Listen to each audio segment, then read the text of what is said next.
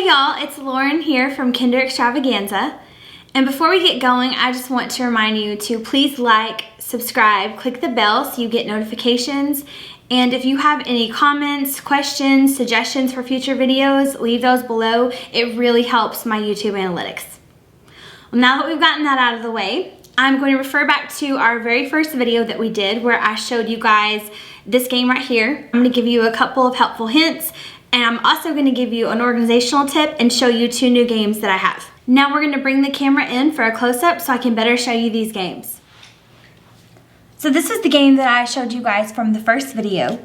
So this would be something that I would put into a center or do it with a small group with my kids. And the pictures have nothing to do with the letters. This is just to look cute for fall because I kind of do themes in my room. So this would go with my fall September theme. So this capital H here, the objectives of this game is the students need to choose which of the lowercase letters is correct. You can use clothespins, binder clips, whatever you have that your students can clip the correct answer with. I'll make sure you guys can see that. If your students are not able to do this because of fine motor, they're still working on that skill, you can always have them put a manipulative on top instead. And something that I like to add to this game to make it self-checking so the students can check their work is I put a dot sticker on the back. And I do this before I laminate it so that it can't be picked off by the kids. The next game I want to show y'all is a great game for the beginning of the year. This can be done in a small group with kids at your table. This can also be done as an independent station or center, or this can be done in a small group or with a buddy. So these are my alphabet puzzles. My kids love doing this game. It becomes a little bit overwhelming when you put all 26 letters into one game, so I like to divide it up and do 13 letters in one and 13 in another, and you get 2 centers out of it that way as well. So the kids are basically just matching up the lowercase letter with the capital letter, and the picture goes with the words. You can have them make the sound out loud to their friend if that's something that they're ready for. If not, they can just match the letters.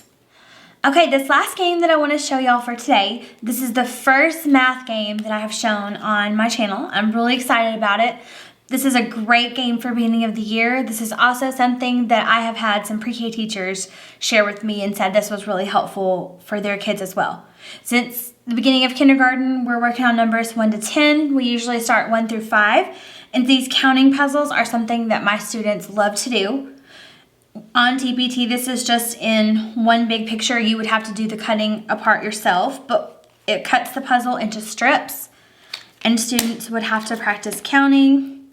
And the picture gives really great support because if they get the numbers out of order, it's pretty easy for them to tell something's wrong here with this picture, and then they can usually correct it themselves without any help.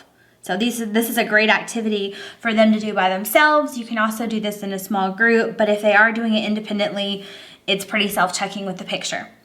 Now, since this is 1 to 5, I usually will put about 3 to 4, depending on how good my kids are with this, maybe 5 of these puzzles in one center tub.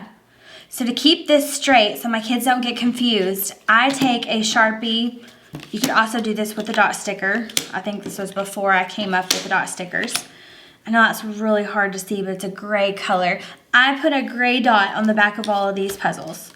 These have pink, and those have another color. So my kids know, okay, all the pinks go together, the grays together, and green, blue, and yellow, or whatever the colors are. It kind of helps them figure out, at least I know these pieces go together. I just have to figure out the order. The last part of my video today that I'm going to show you guys is no matter what games you have in your classroom, sometimes storage can be the biggest hassle. I know it was for me.